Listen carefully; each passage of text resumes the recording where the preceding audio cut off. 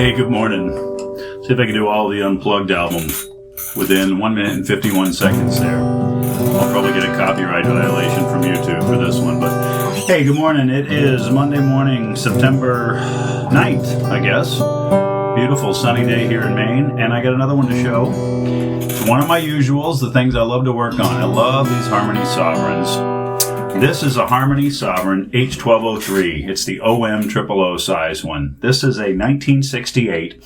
I found a date stamp, the F68. Look at my hair. What a mess. It's early morning.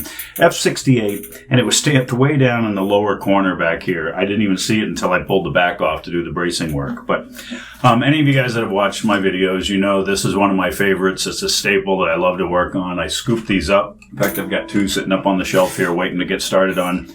This is the poor man's 0018. It is an all-American made, solid wood, spruce and mahogany, OM size guitar that when they get the treatment, I'll put it up next to Annie Martin out there. It's just amazing. I think if Eric Clapton had one of these, he would have played Unplugged with it. Anyway, probably not, but there you go. This is solid spruce top, solid mahogany back and sides. Got some wicked crazing lines on this one. I just love, look at these old lines. It just shows the age of the thing. Solid mahogany, one-piece neck. Rosewood fretboard, 69. It's probably Brazilian. Just kind of a basic headstock shape. Got the harmonies kind of worn out, and that script font goes along with that F68 date. They were block font till about 62, and then they were script from 68 to 70-ish, and then they started making them overseas, and they became junk. My opinion, anyway.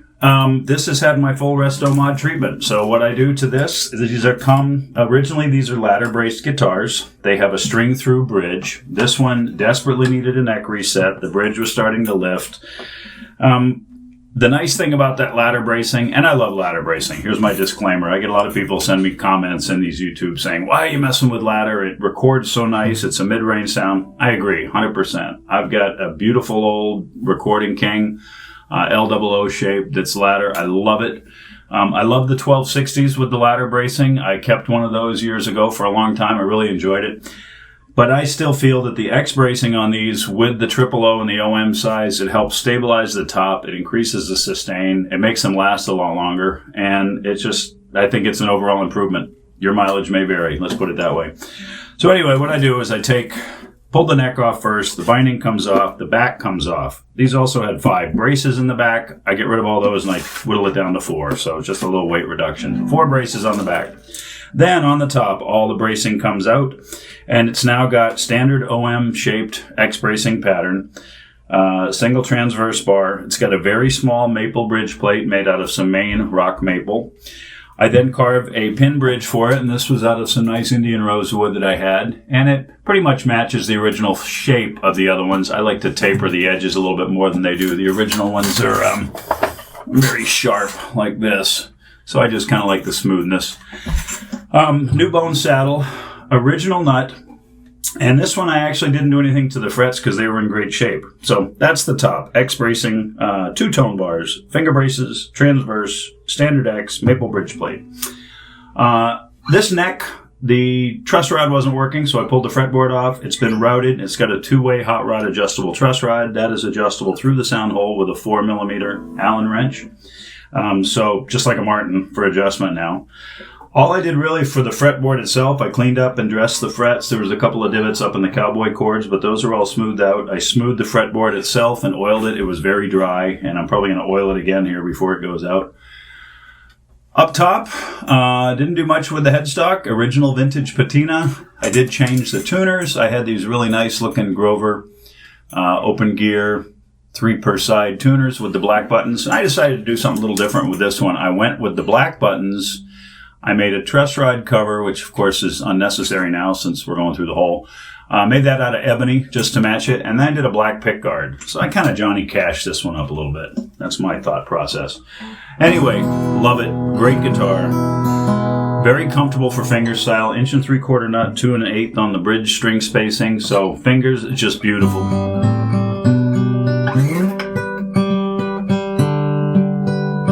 Intonation is right on.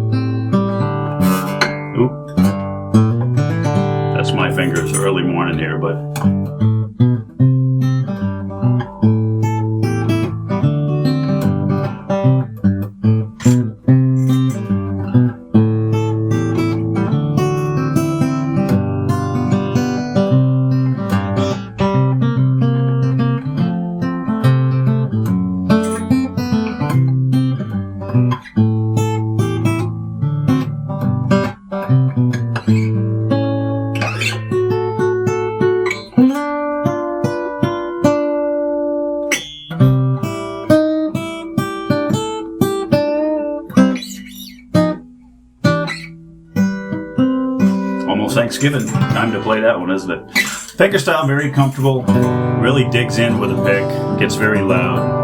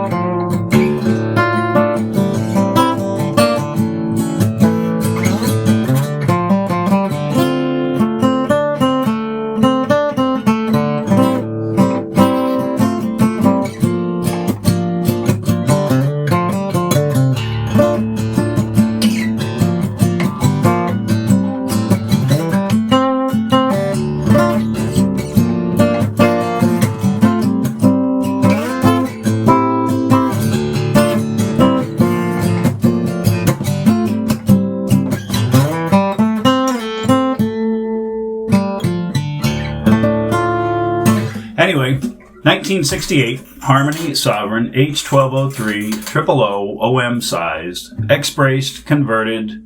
Flaws I didn't talk about. It's in my listing, but had a great big side crunch right here. It's all very smooth now, cleated on the inside, as well as having side reinforcement strips all the way around, which I always do, but this is cleated. Also, a big crack on the back. And that one I picked a bunch of old glue out, and they'd actually tried to color it in with a marker, it looked like. So the original, grain is showing now, but I didn't mess with the finish much. But that's cleated on the inside as well. Other than that, just your basic, patina all the way around. I love all these finish grazing lines. It just looks great. Anyway, sorry about that little segue off into the flaws. 68, H1203 Sovereign, triple O, OM size, X-braced, rosewood pin bridge, new tuners, new bone saddle, original nut, new pick guard, new truss rod. Thanks for watching.